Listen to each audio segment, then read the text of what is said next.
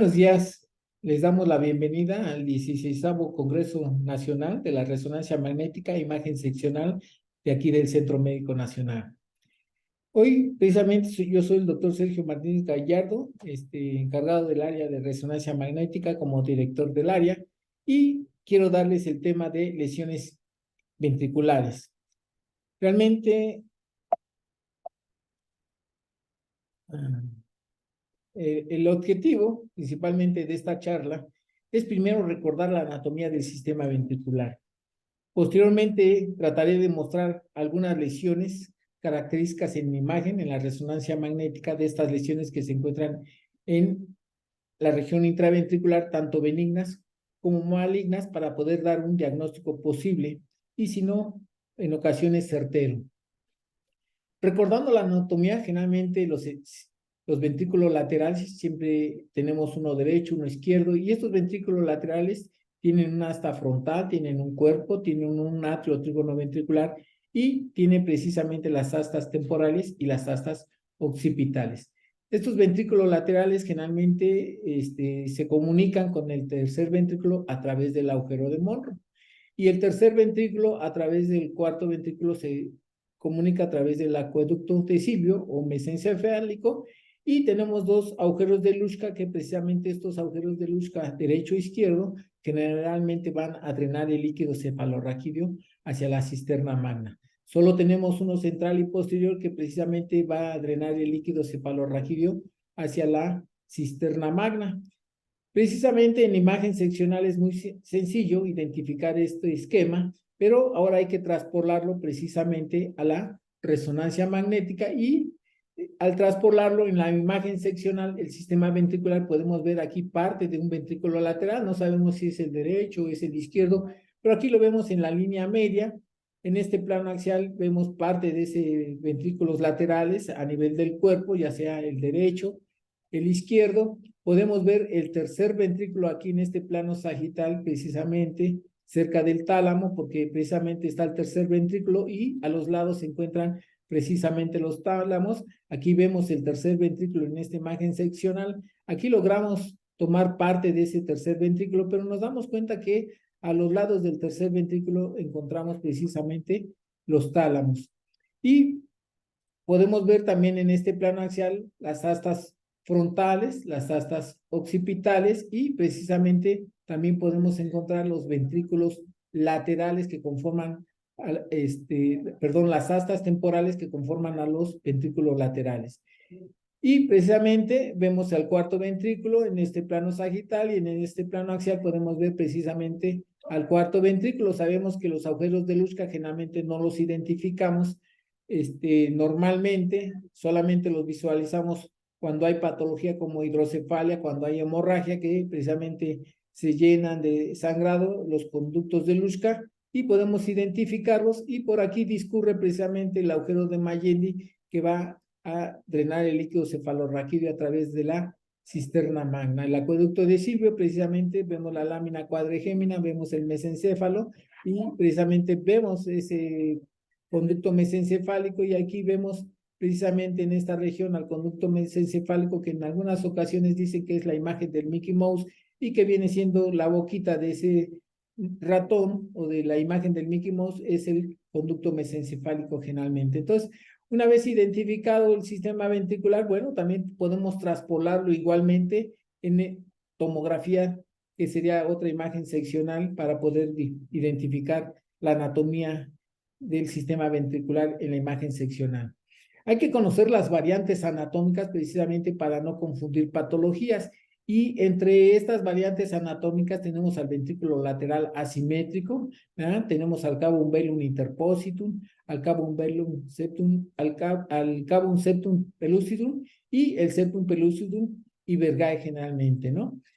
Y precisamente aquí mostramos dos casos totalmente diferentes en dos pacientes, en donde generalmente en ocasiones vemos un sistema ventricular asimétrico.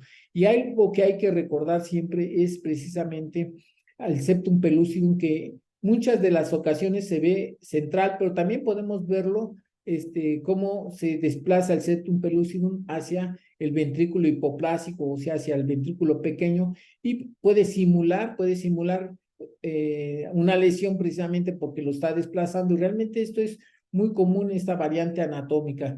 En ocasiones lo vemos centrales, en ocasiones lo vemos lateralizado, siempre el septum pellucidum se va a encontrar hacia el ventrículo lateral hipoplásico, ¿verdad? Y entonces puede simular una lesión tanto en el plano coronal como en el plano axial, y pensar que se trata de un cisticerco probablemente, o de alguna otra lesión quística que realmente no existe, porque siempre ese septum pellucidum siempre se va a combar o se va a desplazar hacia el ventrículo pequeño. Este es un caso verídico en donde verdaderamente se le manejó a este pobre paciente que tenía un quiste neuroglial. Primero, los quistes neurogliales siempre son de las astas occipitales, ahí se encuentran. Sabemos que también puede ser parenquimatosos o subaracnoideos, ¿verdad? Pero en la literatura nunca se ha encontrado que hay quistes neurogliales en la región frontal o en las astas frontales precisamente, y realmente se ganó una cirugía que era innecesaria precisamente porque este sistema ventricular asimétrico muestra la variante anatómica donde el septum pellucidum se desplaza lateralmente a la izquierda, y pensaban que tenían una lesión quística, y realmente posterior a la cirugía pues no encontraron definitivamente nada, y era una variante anatómica. Las otras variantes anatómicas es precisamente el cavum septum pellucidum, que generalmente siempre lo vemos hasta el tercio anterior, vemos esos septitos, ¿verdad? Donde en ocasiones pueden ser muy delgado, puede ser más amplio, ¿verdad? Y precisamente se le conoce cavum septum pellucidum y vergae cuando se extiende posteriormente. Nunca va a existir un vergae solo, siempre va acompañado el cavum septum pellucidum con el vergae. Cuando se encuentra solo, precisamente estamos hablando del cavum velum interpositum.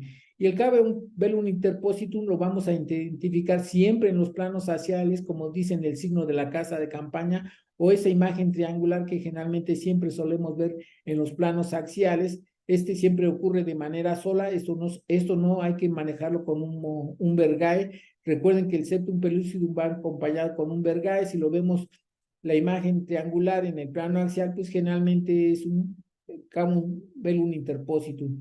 En los planos sagitales, en ocasiones, no siempre, puede simular una imagen quística, puede haber como una imagen como un hexaedro, o en ocasiones también nada más se ve como que simulara un quiste aracnoidal en esa región, porque no se ve absolutamente nada. Entonces, en el plano sagital hay que tener cuidado, puede tener la forma de una forma ovalada, un rectángulo, una forma de hexaedro, o sospechar probablemente de un quiste aracnoideo, pero realmente el plano axial es el que nos va a precisar precisamente ese cavum velum interpositum. A veces un poco más pequeño, a veces un poco más amplio en ocasiones, pero viene siendo un cavum velum interpositum.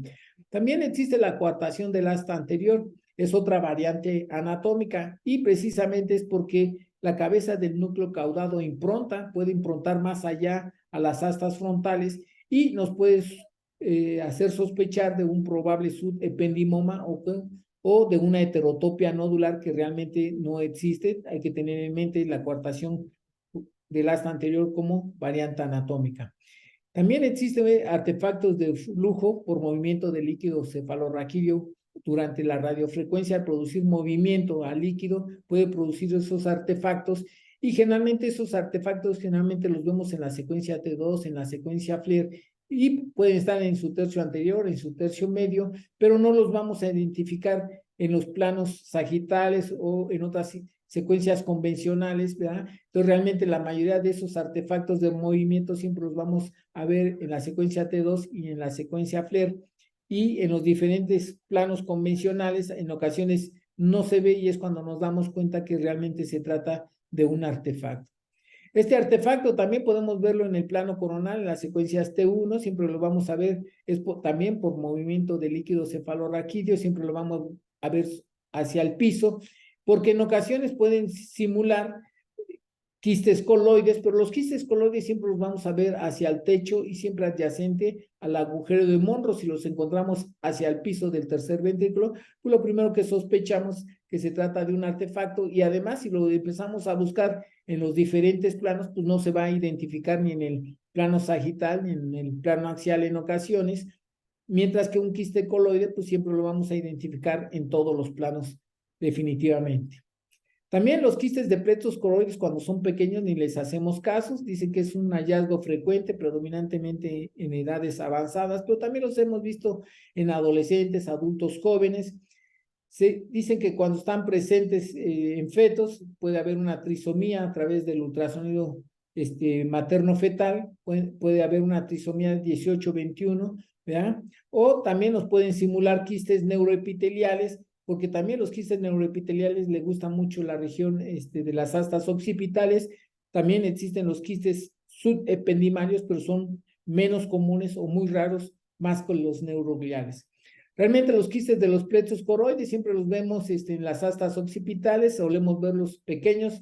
A veces nos llama la atención cuando son grandes y podemos pensar que se tratan de una lesión patológica en esa localización. Y generalmente la mayoría de los quistes de los pletos coroides tienen una intensidad un poquito mayor que la del propio líquido cefalorraquídeo. Entonces, generalmente podemos identificarlos. Cuando son pequeños nunca les hacemos caso. La mayoría cuando son grandes, la mayoría son bilaterales. Puede haber unilaterales, sí, pero siempre son bilaterales y pueden ser del tamaño variable. Cuando son pequeños, repito, nunca les hacen caso. Cuando son grandes les llama mucho la atención. Existe quistes neuroepiteliales o neurogliales o glioependimarios en el sistema ventricular, pero generalmente siempre los localizamos en los ventrículos laterales a nivel del asta occipital. Pueden encontrarse en la cisura coroidal, pueden ser parenquimatosos, sí, y en ocasiones los encontramos parenquimatosos frontales o temporales, pero también dicen que pueden estar presentes en el espacio subaracnoideo. Cuando nos enfrentamos a ellos, podemos confundirlos con cisticercos, precisamente, pero siempre la prueba de ELISA es mandatoria, porque sabemos que la prueba de ELISA, cuando hay anticuerpos positivos, pues se trata precisamente de cisticercos. Estos quistes neuroepiteliales también se les conoce como glioependimarios y siempre su comportamiento son hipointensos en T1, hiperintensos en T2, no modifican con el medio de contraste, sí desplaza estructuras adyacentes por ocupación, pero nunca acusan con edema. Y los quistes neuroepiteliales, la mayoría que hemos visto en la literatura, en nuestra experiencia, siempre los vemos en las astas occipitales del lado derecho, no quiere decir que no haya las del lado izquierdo. Su comportamiento siempre hipointenso en T1, hiperintenso en T2, nunca restringen en la difusión y tampoco modifican, sí condiciona desplazamiento de estructuras adyacentes precisamente por ocupación, y así se muestran generalmente en imagen, ¿verdad? Tanto en el plano axial principalmente, la imagen como en una perita ahí ocupando el asta occipital, y es la localización habitual de estos quistes neuroepiteliales cuando los vemos intraventricularmente. Inicialmente nosotros pensábamos que este era un quiste neuroepitelial, pero de antemano nos avisaron los clínicos que tenía prueba de ELISA positiva, anticuerpos positivos para neurocisticerco. Pues lo primero que pensamos que precisamente se trataba de un cisticerco ante el laboratorio, más que en imagen, porque en imagen también nos puede confundir con un quiste neuroglial en esa topografía. Otra lesión intraventricular que tenemos generalmente es el papiloma de pletos coroides. Generalmente es una lesión sólida, de aspecto de coliflor. La mayoría de ellos los encontramos en la edad pediátrica, aproximadamente en la edad de 5 años, ¿verdad? La localización común son astas occipitales o el atrio trígono ventricular. Dice que en los adultos puede encontrarse en el cuarto ventrículo. El 80% de estas lesiones benignas generalmente dicen que se acompañan con hidrocefalia, y la mayoría de ellos son heterogéneas porque concurren con calcificaciones, con hemorragias, ¿verdad? Y generalmente pueden tener un realce intenso y homogéneo con el medio de contraste, y en ocasiones siempre la imagen de coliflor nos va a hacer el diagnóstico, porque los diferenciales son las metástasis intraventriculares y los meningiomas, pero estos generalmente tienen bordes regulares, márgenes netos. Lo que sí nos puede hacer confundir en ocasiones cuando el papiloma de pletos coroides es pequeño con el carcinoma de pletos coroides, porque ambos pueden parecerse similares, pero el carcinoma crece rápidamente, hace diseminación metastásica dentro del sistema ventricular, sabemos que infiltra al epéndimo, sale al parénquima, produce edema. Entonces sí, ese sería un diagnóstico diferencial cuando son pequeños. Cuando ya son muy agresivos, podemos pensar en el carcinoma de plexos coroides. Aquí mostramos dos casos, ¿verdad? Vemos la imagen ocupativa dentro del asta occipital del lado izquierdo en estos dos pacientes, ¿verdad? Y vemos cómo tiene la imagen de coliflor, se acompañan con hidrocefalia. Vemos otro paciente de 7 años de edad con esta lesión que está precisamente en el asta occipital. Siempre las vemos en las astas occipitales y en el atrio trígono ventricular, y realmente son lesiones de características benignas, siempre realzan intensa y homogéneamente con el medio de contraste y se acompañan la mayoría de ellos con hidrocefalia. Pocos de ellos no se acompañan con hidrocefalia. Aquí vemos otra lesión a nivel del cuarto ventrículo, una femenina de 23 años. Lo primero que pensábamos que se trataba de un ependimoma, ¿verdad? Porque tenía el componente cálcico, el componente quístico, el componente sólido, y viendo que también realzaba intensa y homogéneamente, pero nos faltó sagacidad porque nosotros inicialmente pensábamos que se trataba de un ependimoma, pero ya viendo el realce y luego viendo ya retrospectivamente el contorno lobulado con una coliflor, pues resultó ser un papiloma de plexos coroides histológicamente cuando nosotros pensábamos que se trataba de un ependimoma. El carcinoma de plexos coroides es raro, podemos encontrarlo principalmente en niños pequeños, lactantes, ¿verdad? Pero también se pueden encontrar raras veces en adolescentes, adultos jóvenes, también producen hidrocefalia. Generalmente cuando van creciendo van invadiendo al epéndimo, pueden salir a través del epéndimo al parénquima cerebral, pero cuando ya lo hacen es porque también ya tienen siembra metastásica dentro del sistema ventricular.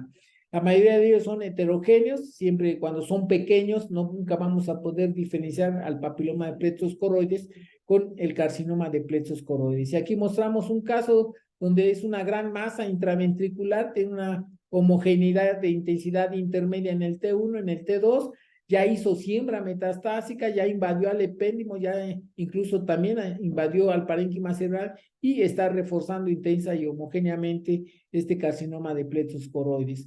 Aquí mostramos otro, ¿verdad? Un poquito más heterogéneo, totalmente diferente. Este es un masculino de 25 años, donde precisamente ya también hizo invasión hacia el epéndimo, hacia el parénquima cerebral. Vemos la diseminación metastásica hacia el espacio subaracnoideo con una lesión metastásica interpeduncular. Aquí a nivel de la base del cráneo, en la unión cráneo-cervical, donde se encuentra el foramen magno, vemos otra lesión metastásica y vemos la lesión característica que ya invadió al epéndimo, muy heterogénea también. Histológicamente resultó ser un carcinoma de plexos coroides en un paciente joven. Otra lesión que tenemos dentro del sistema ventricular es el meningioma. Sabemos que es un tumor benigno, glial. La OMS nos los clasifica en 3 grupos, la mayoría son benignones. Tenemos el atípico, que suele ser también benigno, pero en ocasiones suelen ser agresivos o con un reforzamiento heterogéneo, y el atípico con el anaplásico nunca lo vamos a poder diferenciar porque los dos pueden reforzar de manera homogénea o de manera heterogénea, pero siempre destruyendo las estructuras óseas adyacentes. Al que más nos enfrentamos es al grado 1 y generalmente existen 9 estirpes histológicas del grado 1. Sabemos que estos tumores derivan de las células meningoteliales aracnoideas. Realmente son lesiones extraaxiales, pero también podemos encontrar las intraventriculares, y el grupo de presentación dicen que puede estar por arriba de los 40 años. No es una regla que se cumpla porque también los hemos encontrado por debajo de los 30 años, pero la mayoría de ellos intraventriculares también pueden ocurrir por arriba de los 40 años generalmente, ¿no? Y esto precisamente se dice por qué se encuentran estos meningiomas dentro del sistema ventricular. Dicen que es por una invaginación embriológica de células aracnoideas dentro de los plexos coroides. Su comportamiento, como todos los meningiomas, siempre tiene una intensidad intermedia en T1 y T2, aunque algunos pueden ser hiperintensos en T2, la mayoría son isointensos o hipointensos en el T2, siempre realzan intensamente con el medio contraste, y una de sus características de los meningiomas en la difusión suelen ser un poco brillantes. Dice la literatura, restringen a la difusión, pueden ser de mayor intensidad en esta secuencia generalmente. Y un diagnóstico diferencial, siempre hacer diagnóstico diferencial con las metástasis durales, porque ambas generalmente son similares. Aquí vemos un meningioma intraventricular pequeño, ¿verdad? Vemos una intensidad intermedia en el T1, a lo mejor un poquito ligeramente hiperintenso en el T2 o ligeramente hiperintenso al parénquima cerebral, pero vean su realce intenso y homogéneo de este meningioma. Los meningiomas pueden ser pequeños, de tamaño moderado, como en este caso, y eso era lo que hacíamos alusión a la difusión. Precisamente en la difusión solemos verlos ligeramente hiperdensos. Esta es la característica de los meningiomas en esta secuencia, y siempre realzan intensa y homogéneamente. También podemos verlos de gran tamaño, también se pueden acompañar con edema o sin edema, y nuevamente la difusión es precisamente que dicen que los meningiomas en la difusión suelen verse un poquito brillantes, vemos su reforzamiento, entonces podemos verlos tanto de pequeño tamaño como de gran tamaño generalmente. ¿Existen metástasis intraventriculares? Sí, la mayoría de ellos siempre es un tumor primario conocido, ¿verdad? La mayoría de ellos son en gente de edad avanzada. La mayoría de ellos pueden encontrarse en cualquier parte del sistema ventricular, pero en ocasiones generalmente también afectan el atrio trígono-ventricular o las astas occipitales, generalmente la localización. Los tumores primarios que mayormente pueden estar a nivel de intraventriculares es el CA renal, el melanoma, el pulmón, y precisamente la teoría que se tiene, como sabemos que los plexos coroides es una barrera hematoencefálica, al depurar o al infiltrarse la sangre ahí pueden quedar células tumorales atrapadas y precisamente desarrollarse esos tumores secundarios que generalmente son metastásicos, y hay que hacer en ocasiones diagnóstico diferencial precisamente con los meningiomas. Aquí mostramos dos casos, ¿verdad? De dos pacientes, realmente ambos eran ya conocidos, ¿verdad?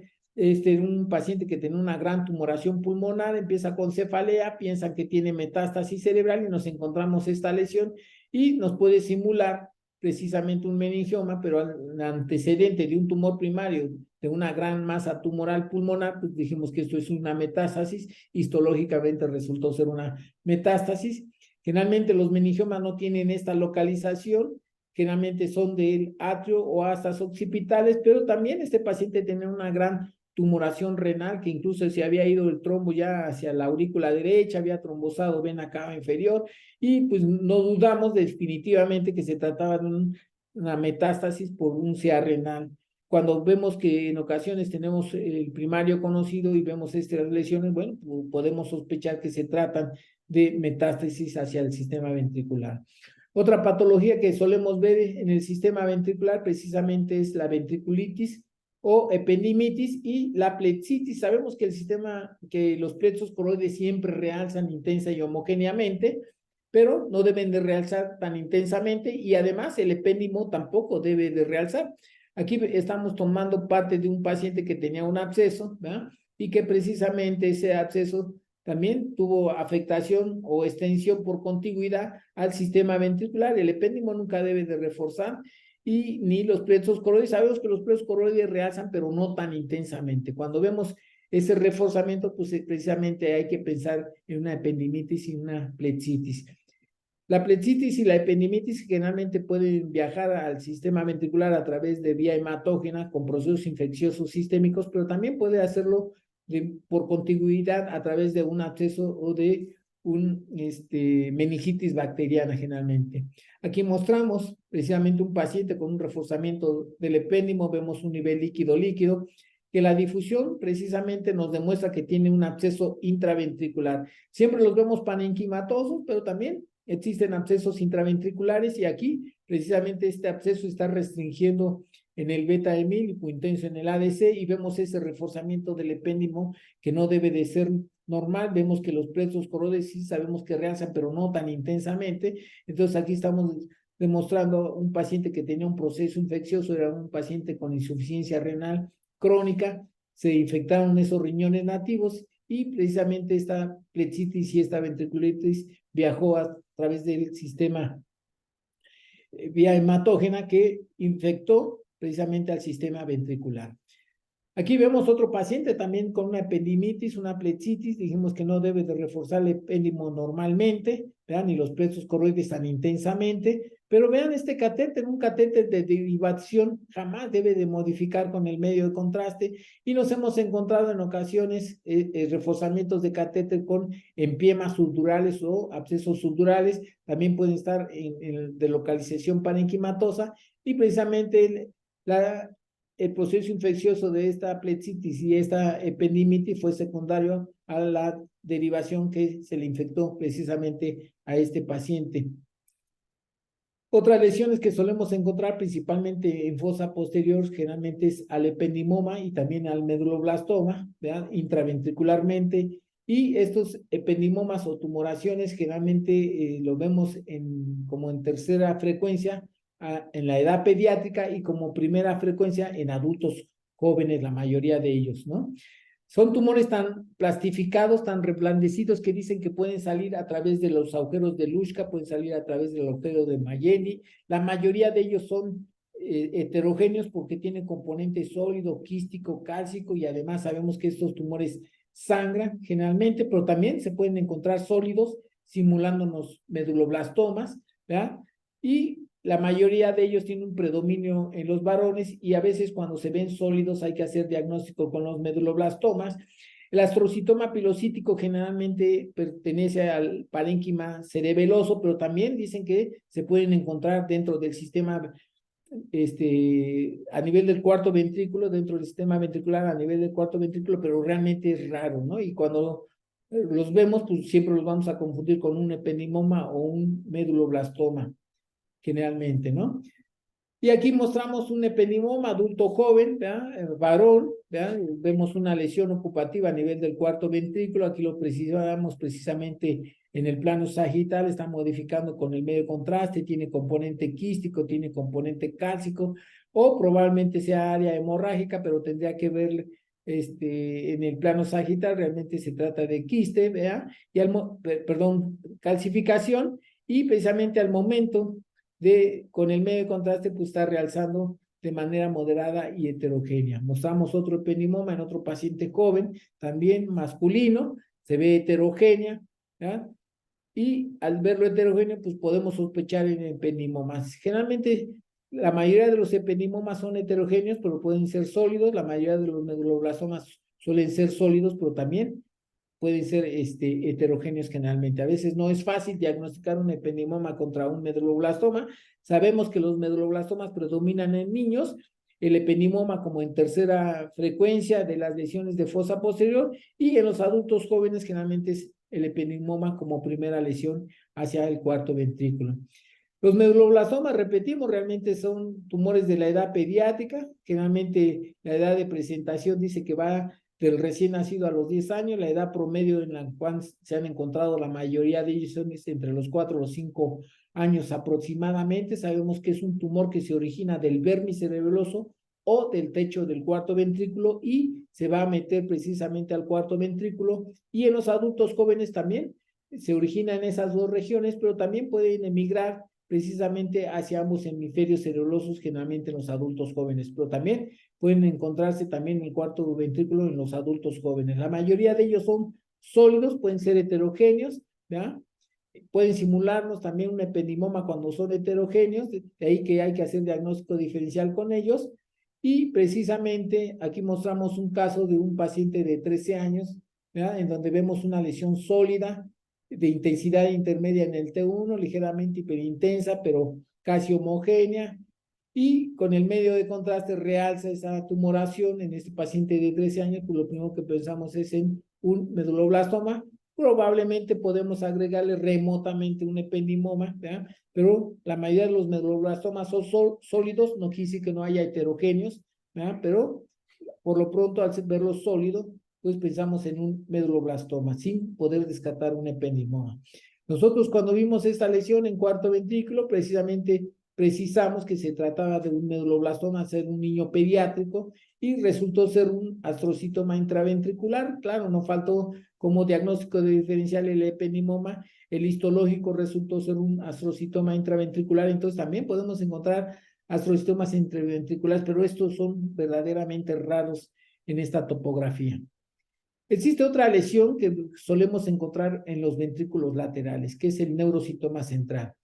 Este se empieza a descubrir en el año 1982 a través de estudios inmunistoquímicos. Todas las lesiones que veíamos dentro de los ventrículos laterales siempre decíamos oligodendrogliomas. Pero de pronto, al nacimiento de estos estudios inmunistoquímicos, se empiezan a dar cuenta que había un tumor que tenía un componente neuronal principalmente y que secretaba una glucoproteína que se llama sinastoficina, y la mayoría de ellos los encontraban entre los 30 a 40 años, aunque la literatura dice que se pueden encontrar entre los 20 y 40 años, siempre en los ventrículos laterales, y entonces ya no le llamábamos oligodendrogliomas. Por el componente neuronal le pusieron neurocitoma central. Son similares a los oligodendrogliomas porque ambos tienen calcificaciones, pero los oligodendrogliomas tienen más calcificaciones, el neurocitoma no tiene tantas calcificaciones, tiene componente quístico también, componentes sólidos. Siempre realzan, dicen que por resonancia magnética el oligodendroglioma y el neurocitoma central no se pueden diferenciar uno de otro, pero sí en tomografía, porque en tomografía entre más calcificaciones tenga, pues diremos un oligodendroglioma, entre menos calcificaciones tenga, pues diremos que es un neurocitoma central. Sabemos que los oligodendrogliomas, pues generalmente son parenquimatosos, frontales, temporales, pero también existen dentro del sistema ventricular. Y otro diagnóstico diferencial hay que hacerlo con el astrocitoma subependimario de células gigantes, que generalmente es un tumor que lo encontramos en la esclerosis tuberosa, y generalmente este SEGA generalmente está siempre adyacente al agujero de Monro. Aquí mostramos un neurocitoma central que nos puede confundir con un oligodendroglioma por resonancia magnética. Sí, a veces no es fácil identificar uno de otro. Los dos, la presentación, la mayoría se encuentran entre los 30 a 40 años, no quiere decir que no vaya a haber por debajo o por arriba de ese grupo de edades, pero siempre en ese grupo de rango solemos encontrar al neurocitoma central, pero similar en característica por resonancia magnética. Este también es otro neurocitoma central que nos puede confundir con un oligodendroglioma. Están los ventrículos laterales, se ve heterogéneo, ¿verdad? Principalmente aquí vemos las calcificaciones en la secuencia ecogradiente, que es la que nos permite ver calcificaciones, hemorragia y neumoencéfalos en esta secuencia. Pero bueno, pues aquí vemos las calcificaciones de esta lesión. Nos puede confundir con sangrado, pero realmente se trata verdaderamente de calcificaciones, y la lesión precisamente está modificando con el medio contraste. El oligodendroglioma, ya dijimos, es parenquimatoso, pero lo encontramos también en el sistema ventricular. Se origina de oligodendriocitos, siempre los vemos parenquimatosos frontales y temporales, pero también existen dentro del sistema ventricular, siempre en los ventrículos laterales. Tiene un predominio en el sexo masculino. La mayoría de ellos los encontramos entre los 30 a 40 años, pero no quiere decir que no vaya a haber por debajo de este grupo de edad o por arriba. Y el diagnóstico diferencial, pues siempre hay que hacerlo con el neurocitoma central, ¿no? Aquí en tomografía vemos este paciente con este oligodendroglioma, que también fue diagnóstico en imagen, también se confirmó histológicamente, en donde vemos una lesión intraventricular con muchas calcificaciones. Nos puede hacer pensar en el neurocitoma, pero si yo veo más calcificaciones, dice la literatura, hay que sospechar más en el oligodendroglioma más que en el neurocitoma central. Y en imagen por resonancia magnética, los dos no podemos diferenciarlos, casi son similares en imagen, tanto el oligodendroglioma como el neurocitoma central intraventricular. Tenemos otra lesión benigna, precisamente el subependimoma. Se dice que esta lesión se origina del parénquima glial subependimal. La mayoría de ellos siempre los encontramos en astas frontales, en los ventrículos laterales, y también pueden estar en el cuarto ventrículo. Son de lento crecimiento, ¿verdad? Muchas veces son incidentalomas cuando se encuentran supratentoriales. Sí dan sintomatología cuando se encuentran precisamente en el cuarto ventrículo, porque generalmente obliteran el orificio del cuarto ventrículo, ¿verdad? Su comportamiento son siempre de intensidad intermedia o hipointensos en T1, hiperintensos en T2, y realmente los ependimomas no modifican con el medio de contraste. Los pocos que hemos visto nosotros generalmente no modifican con el medio de contraste. Sin embargo, la literatura actual dice que pueden tener un reforzamiento leve moderado. Nosotros en la literatura antigua decían que los ependimomas no modificaban con el medio de contraste y realmente hemos apoyado esa teoría porque realmente aquí en tomografía vemos una lesión aquí cerca de, en los ventrículos laterales, cerca de las astas frontales, ¿verdad? Y si comparamos la fase simple con la fase contrastada, pues realmente no modifican esas lesiones, ¿verdad? Aquí vemos otra en el ventrículo lateral izquierdo y si yo comparo la simple con la contrastada no está reforzando y si hay un realce, realmente el realce es precisamente con el plexo coroide, ¿no? La imagen es tan característica, tan típica, siempre son de márgenes bien definidos, márgenes bien marcados netamente, entonces generalmente esa es la característica de los ependimomas cuando los encontramos en astas frontales, en los ventrículos laterales, y cuando los encontramos precisamente en el cuarto ventrículo a nivel del orificio, pues generalmente también son de intensidad intermedia, pueden ser ligeramente hiperintensos en el FLAIR o en el T2, o también tener una intensidad intermedia en el T2, pero generalmente no modifican con el medio de contraste estos ependimomas que estamos viendo precisamente en el orificio, en el lobes del cuarto ventrículo. Otra lesión que generalmente solemos encontrar es a nivel del tercer ventrículo y es el quiste coloide. Se dice que probablemente es una lesión quística que se deriva del tejido endodérmico, ¿verdad? Y siempre lo vamos a encontrar hacia el techo y adyacente a los, al agujero de Monro. Generalmente pueden producir hidrocefalia, hacen como un efecto de válvula, precisamente puede tener hidrocefalia, se quita la hidrocefalia. Dice que 2/3 de ellos generalmente en tomografía se ven hiperdensos, en T1 se ven hiperintensos, ¿ya? No modifican con el medio de contraste. Y en tomografía, cuando medimos su densidad, nos puede confundir con sangre porque siempre nos va a dar densidad de más 50, más 60, y es precisamente por el contenido proteináceo, por eso da esa densidad, por ese contenido mucinoso proteináceo, y que puede confundir con sangrado, pero generalmente son bien redonditos, bien definidos, ¿verdad? Porque cuando hay una hemorragia en el tercer ventrículo, pues generalmente se ve de forma ovalada y vemos cómo el sangrado discurre o se va a través del cuarto ventrículo, a través del acueducto de Silvio generalmente. El único diagnóstico diferencial del quiste coloide, hay que tener cuidado con el artefacto de flujo del movimiento del líquido cefalorraquídeo en el plano coronal, porque nos puede simular un quiste coloide, pero recuerden que el artefacto no lo vamos a ver en los diferentes planos y el quiste coloide generalmente lo vamos a ver en todos los planos. La mayoría de los quistes coloides, siempre en tomografía, los vamos a ver hiperdensos, pueden verse isodensos, sí, dicen que 1/3 de ellos, o pueden verse hipodensos, sí, 1/3 de ellos, la mayoría de ellos, 2/3 de ellos, generalmente los vemos hiperdensos. Si medimos la densidad, nos va a dar densidad de más 50, más 60. Repetimos que da esa densidad porque tiene un contenido mucinoso, proteináceo, y que nos puede simular sangrado, pero realmente no es un sangrado, porque mucha gente cuando se enfrenta a este tipo de quistes coloides siempre lo andan manejando como sangrado. Y aquí lo mostramos por imagen de resonancia magnética, donde lo vemos en todos los planos.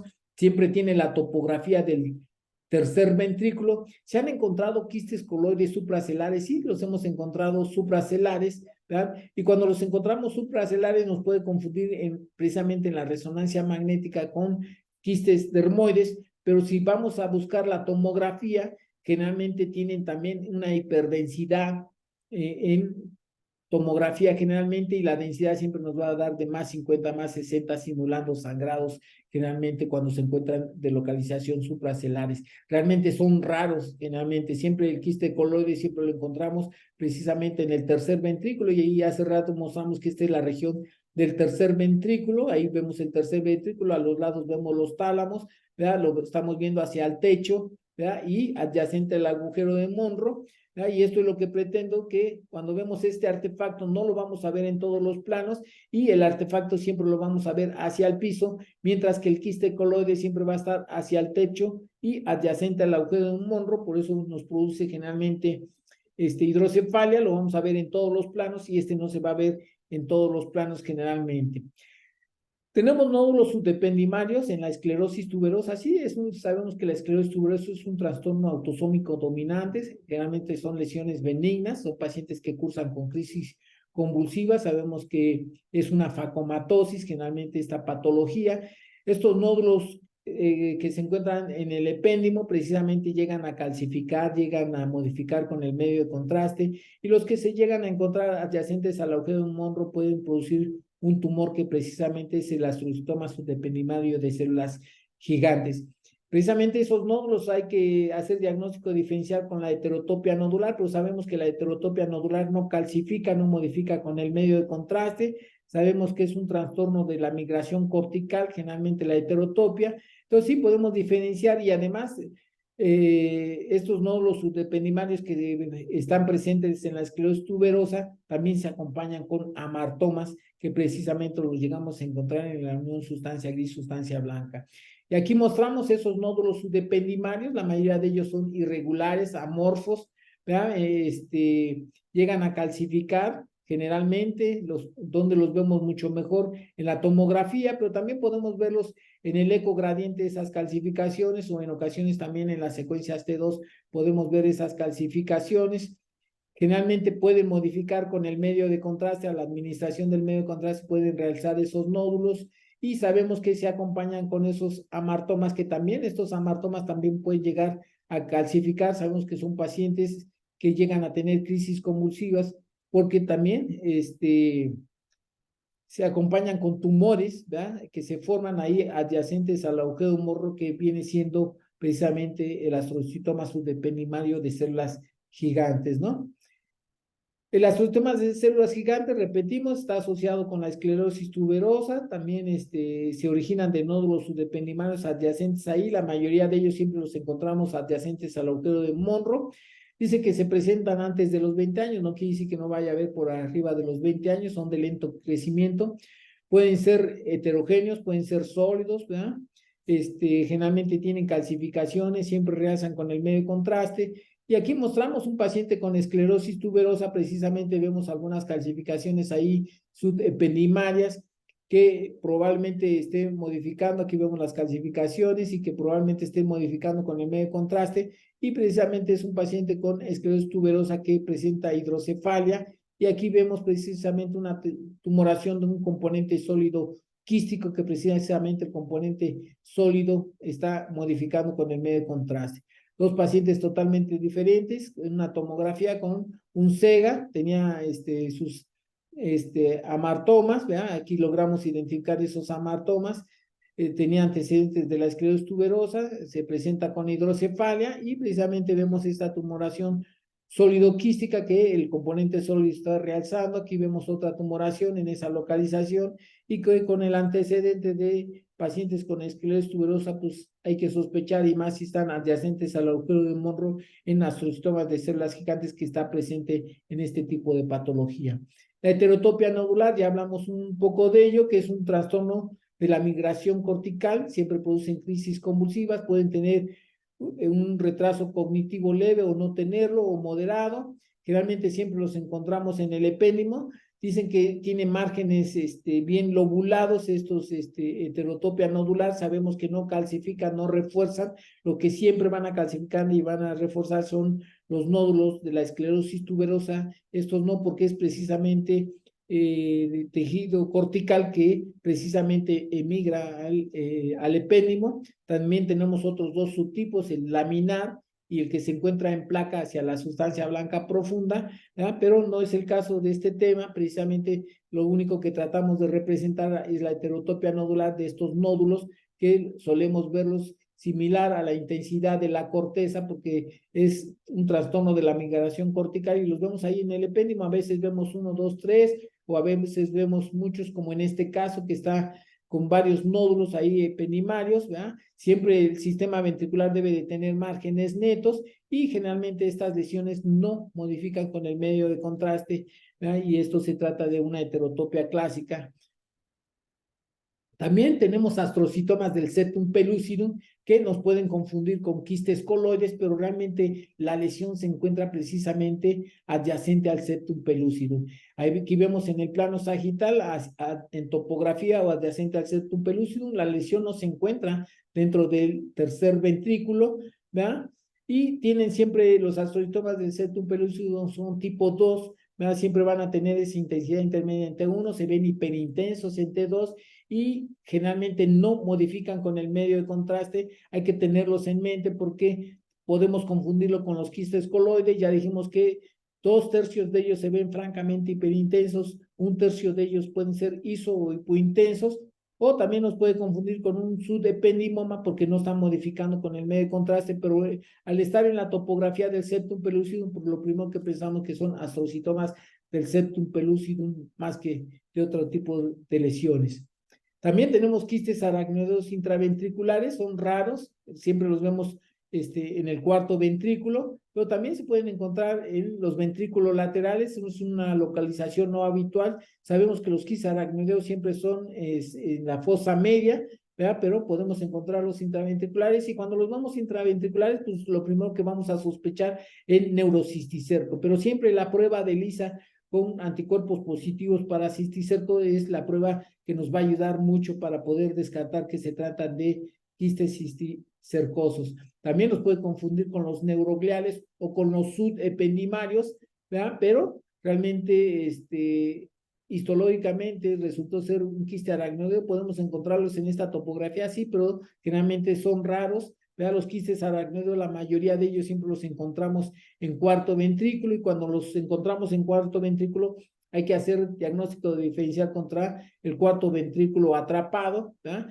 El atrapado generalmente ocurre por irritación, ya sea por una hemorragia o por un proceso infeccioso que irritó al epéndimo, oblitera los agujeros de Luzcal de Magendie y el acueducto de puede producir una hidrocefalia infratentorial. Eso es lo que se conoce como un cuarto ventrículo atrapado, pero cuando se encuentra ocupado puede ser ocupado por una lesión o por una lesión quística y precisamente los quistes aracnoideos también, no es la localización habitual de los quistes aracnoideos, pero también lo podemos confundir con cisticercos, pero recuerden la prueba de ELISA positiva a anticuerpos, pues no nos va a quedar duda cuando es positiva, bueno, pues diremos que es cisticerco, no es positiva, bueno, pues generalmente un quiste neuroglial, pero la mayoría de los quistes aracnoideos intraventriculares les gusta mucho el cuarto ventrículo en ocasiones.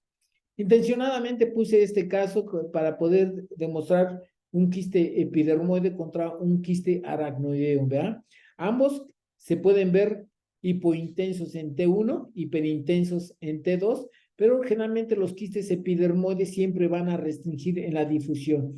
Este quiste epidermoide se ve un poquito heterogéneo porque también pueden ser francamente hiperintensos en el beta de 1000 y se pueden acompañar con septos finos, se pueden acompañar con septos gruesos, pero generalmente ambos no modifican con el medio de contraste, pero el quiste epidermoide generalmente restringe a la difusión. Sabemos que es un quiste de inclusión congénito que deriva de las células epiteliales ectodérmicas y que quedan atrapadas durante el cierre del tubo neural y precisamente se va a desarrollar. Su localización generalmente del quiste epidermoide siempre es el ángulo pontocerebeloso. Sabemos que es la tercera lesión en localización, pero hemos encontrado quistes en diferentes sitios, ¿verdad? Incluso pueden existir parenquimatosos y es rara esta localización en el cuarto ventrículo, los hemos encontrado los supracelares en región pineal, ¿verdad? Pero siempre su localización, la mayoría de las veces siempre es en la cisterna del ángulo pontocerebeloso